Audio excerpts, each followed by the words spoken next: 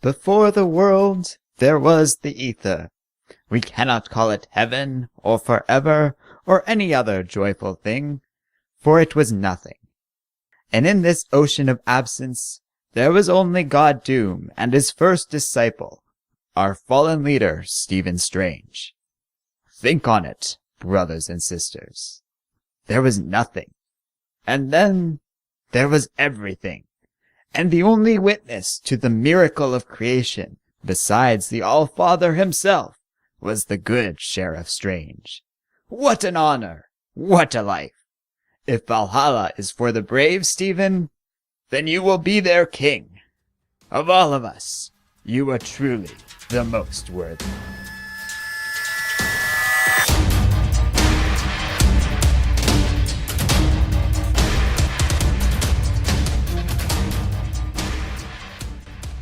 At the funeral, Susan tells Doom that memorials will be held for Stephen all over Battleworld.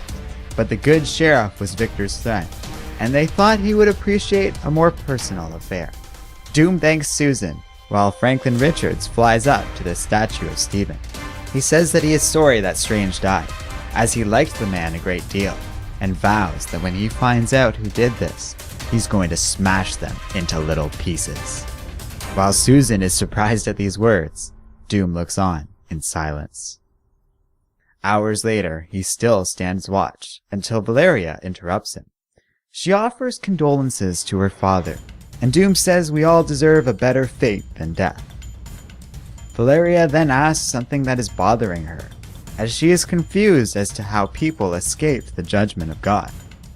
Doom explains that he is emotional right now, and that if he acts, his unspeakable power could break Battleworld. But Valeria is still unsatisfied. She needs to know more, asking just what happened out there that could have left Stephen dead and Doom so placid. Her father pauses before saying that undying love for family and eternal patience are not the same thing, warning his daughter not to confuse them. He asks if she can find those who escaped from the incident without asking more questions, and she affirms that she can. As she leaves to follow God's orders, Doom looks on at Stephen once more, before cursing his name. He opens a portal and walks into an empty void. He comes before Owen Reece, the Molecule Man. This strange one-time villain is hungry. Every molecule in his body starves for more, even after feasting on all of reality. But Doom didn't bring food, as he has other things on his mind. He tells Owen that Stephen Strange is dead, which surprises his old friend. Reed guesses it was cancer, as it's always cancer. But Doom clarifies that Stephen fell to a different sort of decay. It was doubt that killed the good sheriff. Owen finds this interesting, as Strange knew. He was there when everything died. He saw it for himself. But Doom corrects him. He was there at the end, but even Victor wasn't there for the beginning. At first, it was just Owen and the Beyonders. The Molecule Man states that's not true. It all began with the Beyonders alone. They built whole universes, random ideas to be tested and given form. They pushed life as far as it could go, and then they got bored. They took an interest in the idea of death, and thus created the Molecule Man.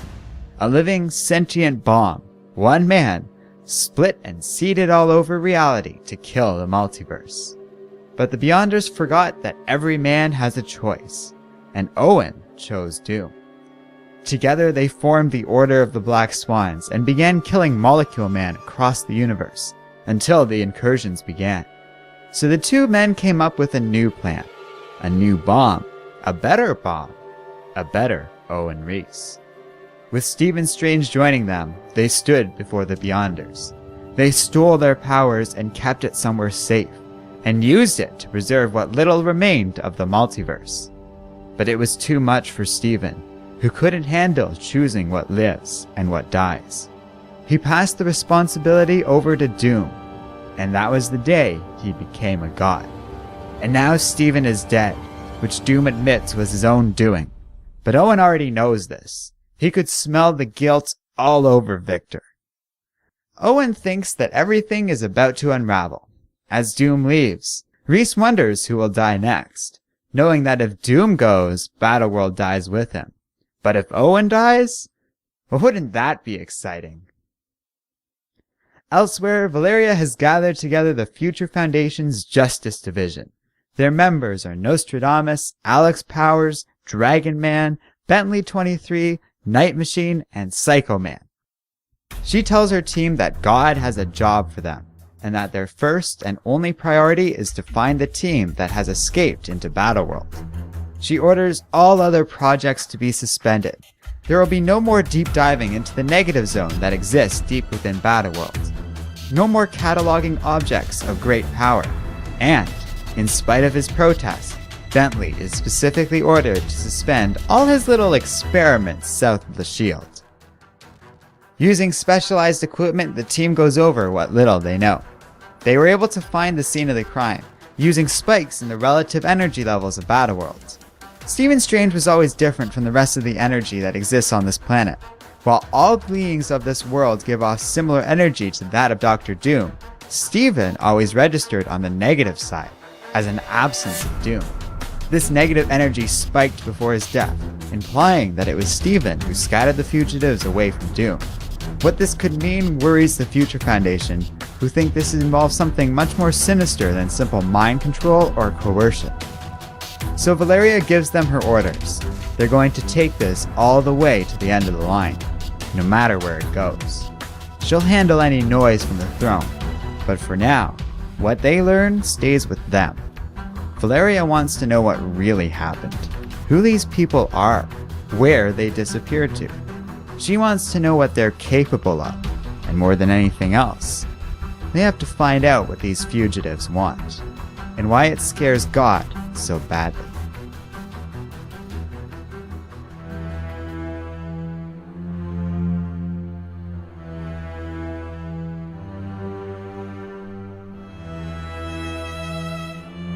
Hello and welcome to Comic Island.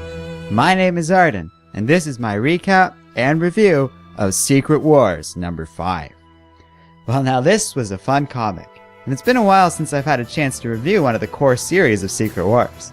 Not only did Joey and I alternate coverage on this title, but after all the delays, it's been well over a month since I've gotten to talk about, Secret Wars. So yes, the series is dragging on a bit, as we're only 5 issues in and the event was originally supposed to end in, September. But I don't mind waiting a little bit longer than was originally planned if it means they aren't rushing the comic and the time was spent devoted to maximizing this comic's quality. It was kind of worth the wait, but this is a bit of a strange comic. Out of the entire series so far, I'd almost call it the weakest of the issues. Almost, but I'd also be willing to say it's one of the best in the series. So let me explain this contradiction. How can it be the weakest but also the best? On the one hand, this is kind of a filler issue. It's very quiet compared to all the other Secret Wars comics, and doesn't have any of the earth-shattering moments like we've seen in issues 1 through 4. It's all about a slow but steady build-up to what will likely be the final act of Secret Wars in issues 6, 7, and 8. So yes, in some ways, Secret Wars number 5 doesn't live up to the epic, insane awesomeness we've gotten so far in the core series. But I still think it's one of my favorite yet for 3 major reasons. First, the art is at its best quality thus far. I get the impression that the delays we've been seeing in Secret Wars are due to the creative team taking enough time to make sure this is of its best quality that it could possibly be. It's hard to fault them for this, and in my view, the wait has really paid off. And yeah, the art to me is pretty impressive in this comic. The redundant facial expressions we've been seeing in the last few issues are gone, and instead we've got great shots of Thanos at the wall, Doom looking over at Stephen's statue, and the brilliant final stand of Dr. Doom against the Beyonders. So the art really brings issue number 5 to life, and in a way that I really enjoyed, even more than the previous issues of this core series. Second, they take their time to deliver some solid character moments with Dr. Doom and a few other characters. This is minor, but important in telling a good story and getting readers invested in what's to come. And finally, perhaps most critically, we get to see just what happened at the end of Time Runs Out between Doom and the Beyonders. That last bit is especially important in giving context to Battleworld and why Doom matters so much in it, as well as bringing the Molecule Man into play. It was a cool scene and I really appreciate the closure it gave to Time Runs Out. So this comic isn't really bad, it's just a little different from the first 4 Secret Wars, and you should gauge your expectations accordingly. I did like this comic and I do recommend it. It's an important issue that I think is going to serve up what is going to end up being the big and epic final battle. I expect things are going to escalate to an everybody versus Dr. Doom fight, and personally I can't wait. And yeah, one way or another, Doom is either going to die or choose to give up his power, ultimately leading to a restoration of Earth and likely a return of the Marvel Universe largely as we once knew it. Or, as I think this comic might be suggesting, the ending actually might be really heavily tied to Owen Reece instead. Now, does this mean Marvel is going for a reboot after all this? Well, kind of, but promotional material for Pro Secret Wars content has featured a good number of characters from Battleworld as well as some new players, so I expect this isn't going to quite be a full reboot, as it seems clear that many of the stories are continuing from where they left off before this event, while many other characters and teams are heading into a completely new direction. Compared to a reboot, I think that's a little more interesting and kind of more of a soft reboot, where they're ditching some of the stuff that didn't work while keeping what largely has. DC does that sort of thing all the time, and it could work pretty well for Marvel. I don't know if they're going to do this, but I am a little interested, and I might end up doing a whole video about what I think is going to happen after Secret Wars. But in the meantime, feel free to let me know what you think is going to happen and what you'd like to see out of the finale for Secret Wars. And, as always, don't forget to like, subscribe, and keep reading comics.